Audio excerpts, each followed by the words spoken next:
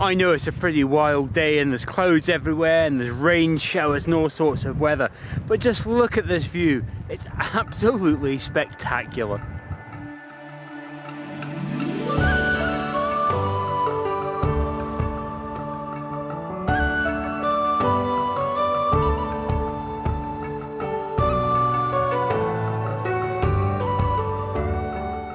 Hello and welcome to Torridon. I think this is the first time I've been to this area of Scotland, but my god, is it beautiful. It's been absolutely stunning driving up here.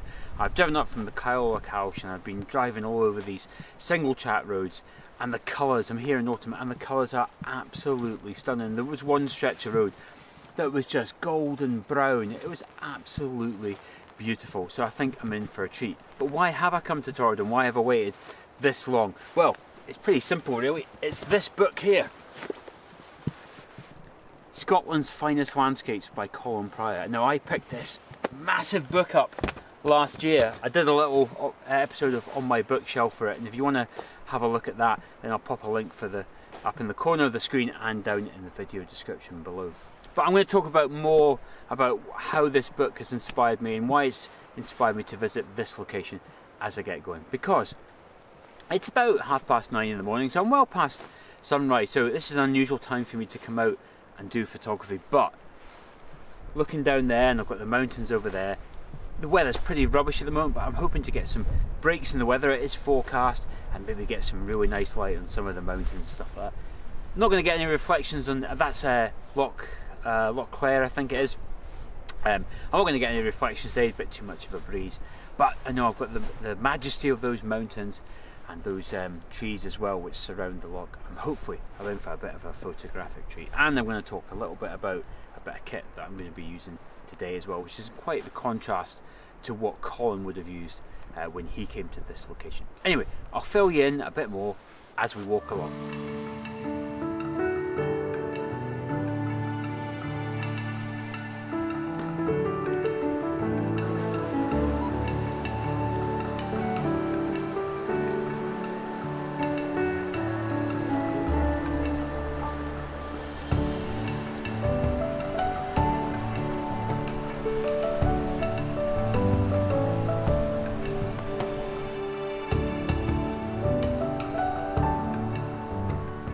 I'm proud to be Scottish, and there are a great many reasons to be proud, but one of the most amazing things about Scotland is its landscape.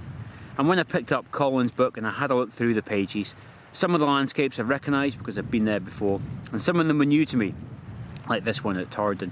But it really inspired me to go out and capture some more images of Scotland. So while I was up here, I decided that I was going to do a video called In the Footsteps of Colin Prior. Now, my goal here isn't to go and put my tripod in the same holes as where he stood.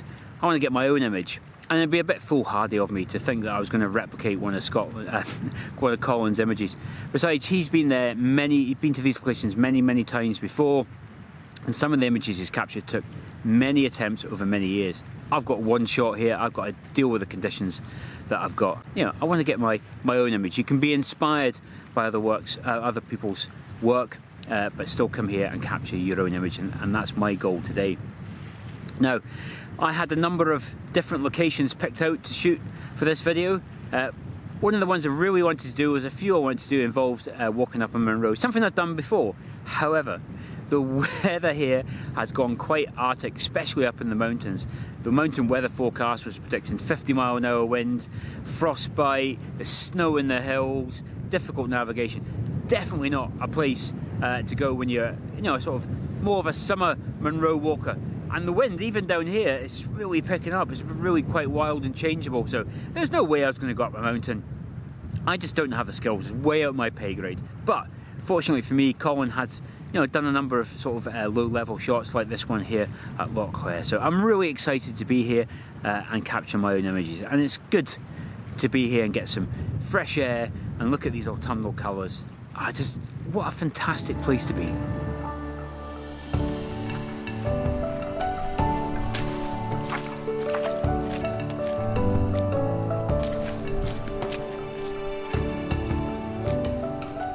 Right, let's get on with the business of capturing photographs.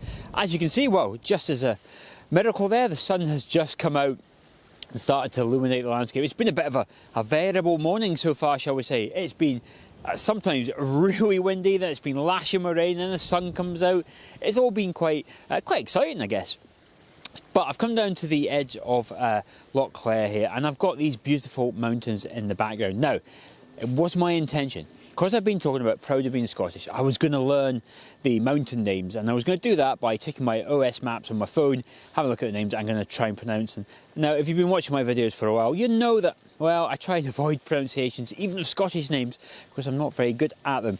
But unfortunately, didn't think ahead. Of course, there's no mobile phone signal down here, so I can't access my OS map, so I can't even begin to guess what those beautiful mountains are behind me. So I will, of course, cut to some B-roll, and I will put up the names of the mountains on the screen.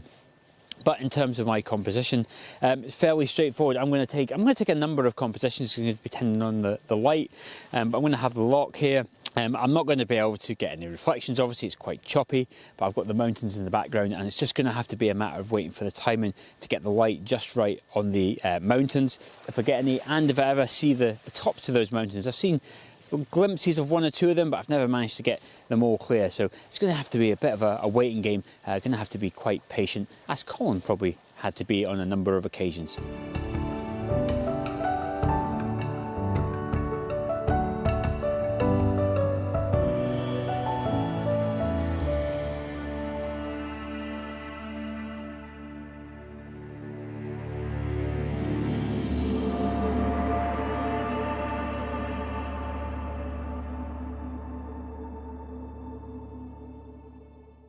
Okay, I think I've got a couple of shots there. I think I'm going to go for a little change of scenery now. I'm going to head up that hill there and see if I can get an elevated viewpoint so I can encompass more of the loch and more of the mountains.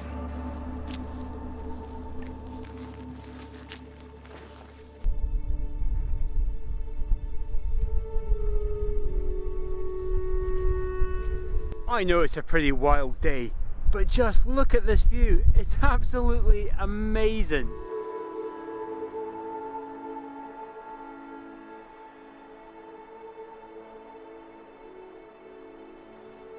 Well, when you're in Scotland enjoying this dramatic landscape, you've got to take the rough with the smooth, and look behind me there, and looks like I'm just about to get a soaking, so time to sort of get the hood up, pack the gear away for a minute, and sort of brave this one out.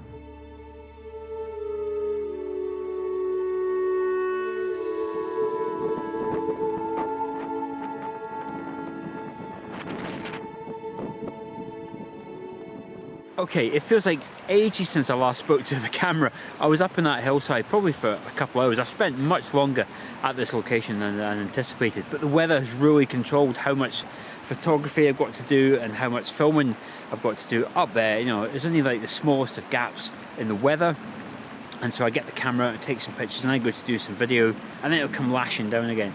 But that spectacular weather made me realise that even though I was disappointed I didn't get to climb up one of those Munros, I was so thankful I wasn't up there, because it was wild down here. I can only imagine how bad it was up there. But it was spectacular walking up there. When one of the rain showers came through, a rainbow came out, and then there's all the colours on the ground. There's all the oranges and reds and greens. It was really, really pretty. But you know, I'm back down here now. I'm going to take a couple more shots, but before I do that, I'm going to show you some of the shots that I took up there.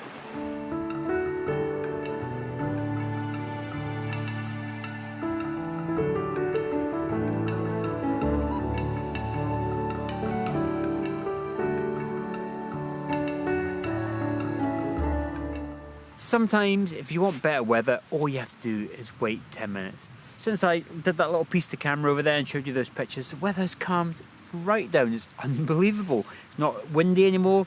I can see the peaks of the mountain. For the first time today, I can clearly see all of the peaks. It's really quite spectacular. But what I wanted to do was talk to you about cameras. I did say I was going to talk to you about cameras. Now, the camera that I've been using today, excuse me, is this one here. This is a Panasonic Lumix S1R, our latest generation mirrorless camera. Now, I thought it was quite an interesting contrast to talk about the kinds of cameras that Colin used when he would have come to this area some quarter of a century ago. So I'm just going to have to read for some notes, so I do apologise. So in that book that I talked about, some of the cameras that Colin used include the Linhof Techrama 617S, which shot in an aspect ratio of 3:1, and it took 4 to 8 exposures per roll of film. Can you imagine that? Today we're spoiled, aren't we? You know, we can just take as many pictures as we want. I mean, some people think that's a bad thing. I don't. I think it's a great thing. But can you imagine having to change film every 4 to 8 exposures? Particularly if you're up there and it's wild conditions. I can imagine changing a cartridge of film or a roll of film up there would have been quite the job.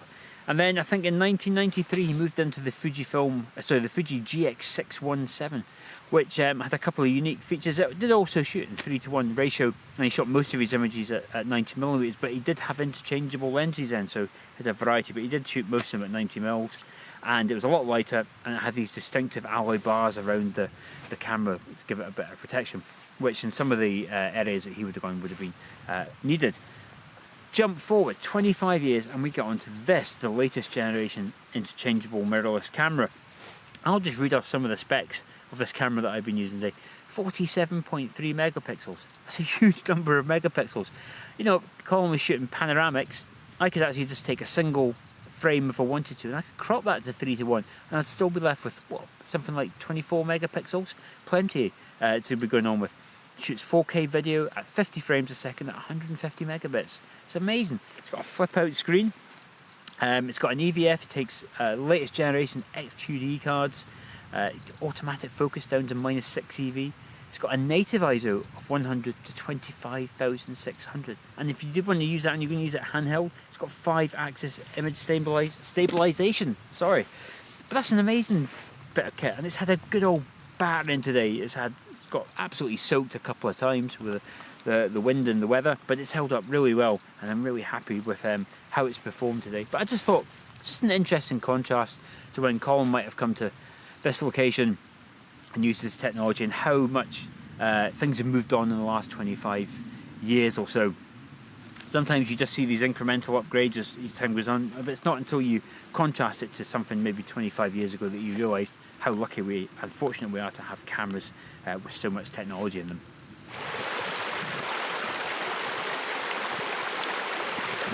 Okay, time for another photograph, I think. So as I descended down the hill and I got to the bank of the loch there, I found this tree, and I think it makes for a really nice bit of foreground interest. So I'm going to go over there, set the camera up and take that photograph.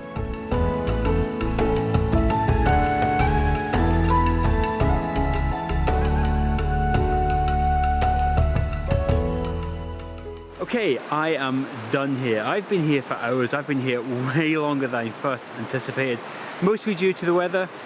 Actual time I had to get out and take pictures in between the rain showers is actually quite limited, so most of the time I actually was stood on top of a hill in the lashing rain. But do you know what? I had a fantastic time. I explored a new area. This place is absolutely stunning. Okay, the photography was challenging. I probably haven't got any amazing images, but the point is I had an adventure, I discovered somewhere new, and I had a good time. What better way to spend a Sunday? If you did enjoy this video, please do consider leaving a comment and hitting that like button and giving it a share as well. But until the next video, I'll see you then.